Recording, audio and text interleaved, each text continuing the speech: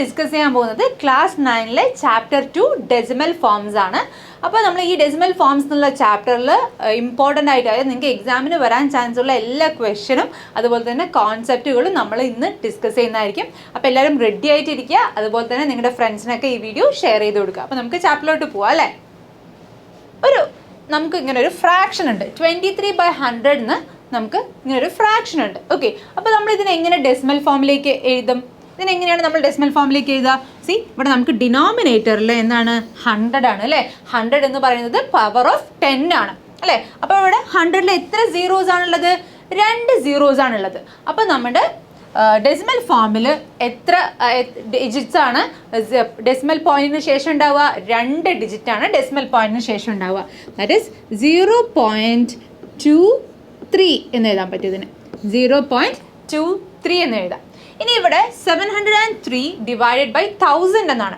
അപ്പോൾ ഇതും എന്താണ്? പവർ ഓഫ് 10 ആണ്. ഇതും പവർ ഓഫ് 10 ആണ്. ഇതിൽ എത്ര സീറോ ഉണ്ട്? 3 സീറോസ് ഉണ്ട് അല്ലേ. അപ്പോൾ നമുക്ക് ഡെസിമൽ പോയിന്റിന് ശേഷം എത്ര നമ്പർ വരും?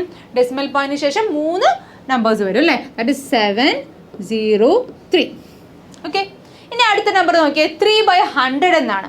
അപ്പോൾ 100-ൽ എത്ര സീറോസ് ഉണ്ട്? 2 സീറോസ് ഉണ്ട് അല്ലേ. 2 സീറോസ് ഉണ്ട്. പക്ഷെ നമ്മുടെ ഈ ഡിജിറ്റ് എന്താണ്? ഒരു ഡിജിറ്റേ ഉള്ളൂ നമുക്കിവിടെ അല്ലേ. 3 എന്നുള്ള ഒരു ഡിജിറ്റ് മാത്രമേ ഉള്ളൂ. അപ്പോൾ നമ്മൾ ഡെസിമൽ പോയിന്റിന് ശേഷം നമുക്ക് 2 ഡിജിറ്റ് വരണമല്ലോ. 2 ഡിജിറ്റ് വരണം. അപ്പോൾ ഇതിനെങ്ങനെ എഴുതുക? 0.03 എന്ന് എഴുതും. ഓക്കെ, 0.03. ക്ലിയർ അല്ലേ? അപ്പോൾ നമുക്ക് അടുത്തത് നോക്കാം. ഇനി ഏതൊരു ഡെസിമൽ നമ്പറിനെയും നമുക്ക് ഇങ്ങനെ എഴുതാൻ പറ്റും. അതായത് reciprocal of sum of reciprocal of powers of 10. അപ്പോൾ ഇവിടെ നോക്കാം, 0.456 എന്നുള്ള ഈ നമ്പറിനെ നമുക്ക് എങ്ങനെ എഴുതാം? 4/10. 4 എന്നുള്ളത് 10th പ്ലേസിലാണ്. 5 എന്നുള്ളത് 100th പ്ലേസിലാണ്. സോ 5/100. 6 എന്ന് പറയുന്നത് 1000th പ്ലേസിലാണ്. സോ 6/1000. ഓക്കെ, സോ ഏതൊരു ഡെസിമൽ നമ്പറിനെയും നമുക്ക് ഇങ്ങനെ റെസിപ്രോക്കൽ ഓഫ് പവേഴ്സ് ഓഫ് 10 ആക്കി എഴുതാൻ പറ്റും. ഫോർ എക്സാമ്പിൾ, ഞാൻ വേറൊരു നമ്പർ എടുക്കുകയാണ്, 0.7. ഇതിനെങ്ങനെ എഴുതാൻ പറ്റും? ദാറ്റ് ഇസ് 7/10 എന്ന് എഴുതാം. ഇനി 0.08 ആണെങ്കിലോ ഇതിനെങ്ങനെ എഴുതാം? സി, 0/10 പ്ലസ് 8/100 എന്ന് എഴുതാം. 0/10 എന്ന് പറഞ്ഞാൽ 0 തന്നെയാണ് അല്ലേ. So 8/100 can be written as 0.8. Clear? Okay, next one. ഇനി 3/4 എന്നുള്ള നമ്പറിന് സി, ഇവിടെ എന്താണ്? ഇവിടെ പവർ ഓഫ് 10 അല്ല അല്ലേ. പവർ ഓഫ് 10 അല്ല. ഇതിൻ്റെ ഡിനോമിനേറ്റർ എന്താണ്? പവർ ഓഫ് 10 അല്ല. അപ്പോൾ ഇങ്ങനെയുള്ള നമ്പേഴ്സിനെ നമ്മൾ എങ്ങനെ ഡെസിമൽ ആക്കി മാറ്റും? നമ്മൾ ഏതെങ്കിലും ഒരു നമ്പർ കൊണ്ട് മൾട്ടിപ്ലൈ ചെയ്തിട്ട് ഈ ഡിനോമിനേറ്ററിനെ പവർ ഓഫ് 10 ആക്കി മാറ്റണം. അപ്പോൾ ഇവിടെ നോക്കുക, നമുക്കിവിടെ 3/4 എന്നാണ് അല്ലേ. ഡിനോമിനേറ്ററിൽ 4 ആണുള്ളത്. അപ്പോൾ 4-നെ നമ്മൾ 25 കൊണ്ട് മൾട്ടിപ്ലൈ ചെയ്താൽ ഇതിൻ്റെ ഡിനോമിനേറ്റർ എന്തായിട്ട് മാറും? ഇതിൻ്റെ ഡിനോമിനേറ്റർ 100 ആയിട്ട് മാറും. 100 ഇസ് പവർ ഓഫ് 10 ആണ്. അപ്പോൾ നമ്മൾ ന്യൂമറേറ്ററിലും അതേ നമ്പർ കൊണ്ട് മൾട്ടിപ്ലൈ ചെയ്യണം. So that is 3 × 25. That is equal to 75. So 3/4 എന്നുള്ള നമ്പറിനെ നമുക്ക് എങ്ങനെ എഴുതാം? 75/100 എന്ന് എഴുതാം. ഇനി നമുക്കിതിനെ ഈസി ആയിട്ട് ഡെസിമലാക്കി എഴുതാൻ പറ്റും അല്ലേ. എങ്ങനെയാണ്? 0.75 എന്ന് എഴുതാം. ക്ലിയർ അല്ലേ? ഇനി അടുത്ത നോക്കിയാൽ 7/20 എന്നാണ് നമുക്ക് നമ്പർ ഉള്ളത് കേട്ടോ. 7/20. അപ്പോൾ ഇവിടെ ഞാൻ 20-നെ 5 കൊണ്ട് മൾട്ടിപ്ലൈ ചെയ്താൽ ഇതിൻ്റെ ഡിനോമിനേറ്റർ എന്തായി? ഇതിൻ്റെ ഡിനോമിനേറ്റർ 100 ആയി അല്ലേ.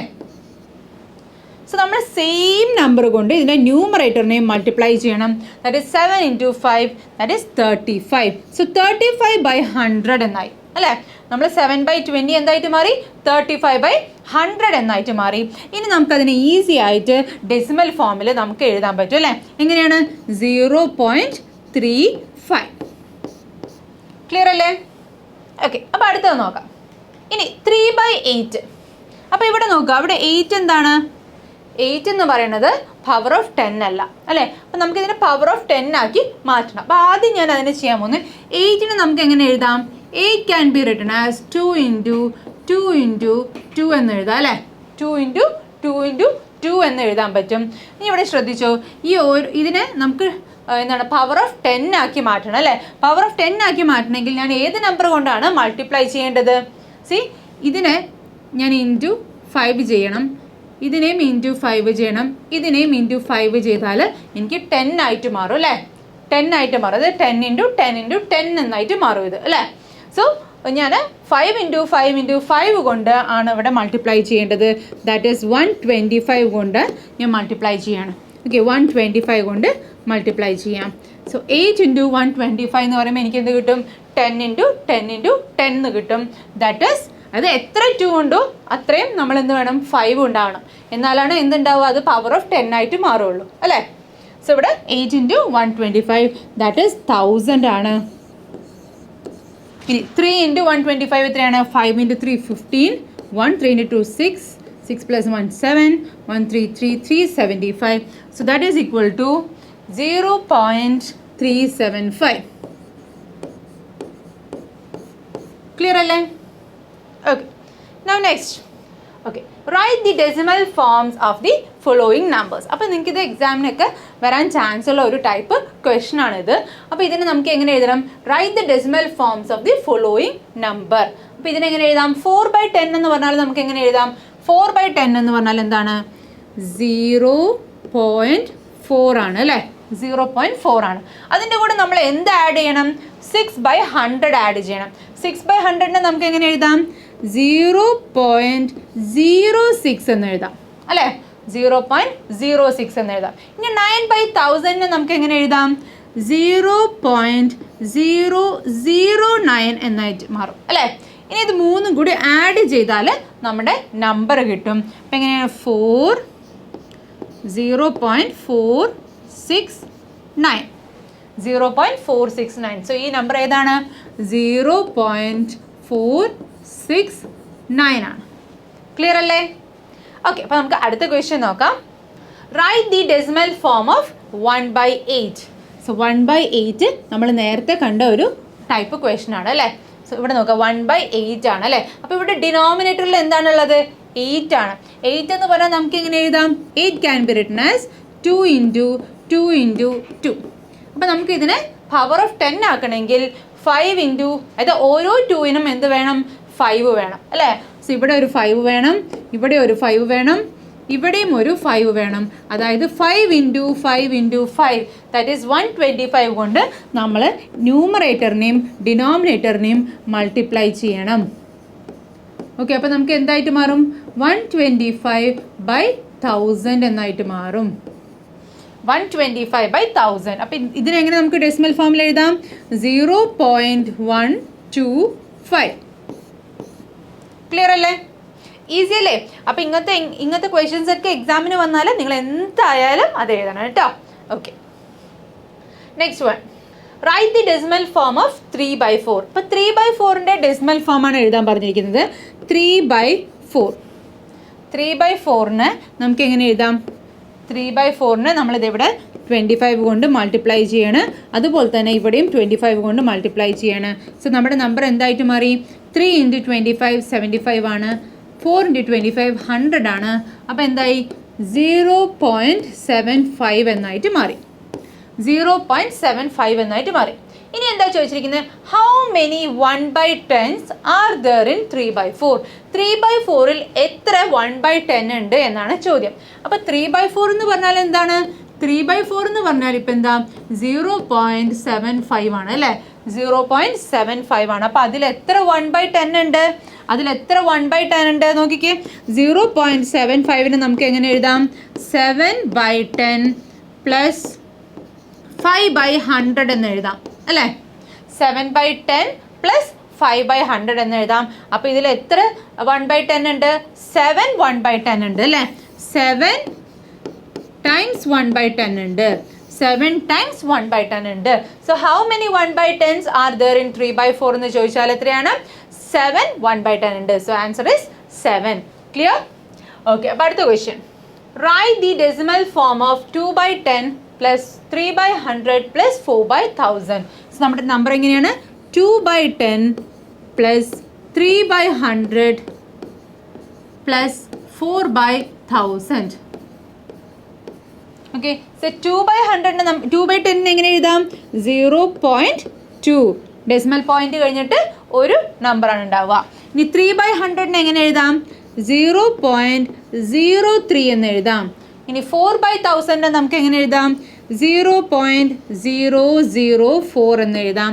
ഇത് മൂന്നും കൂടി ആഡ് ചെയ്താൽ നമുക്ക് നമ്മുടെ ഡെസിമൽ നമ്പർ കിട്ടും അല്ലേ? സോ എങ്ങനെ വരും? 0.234.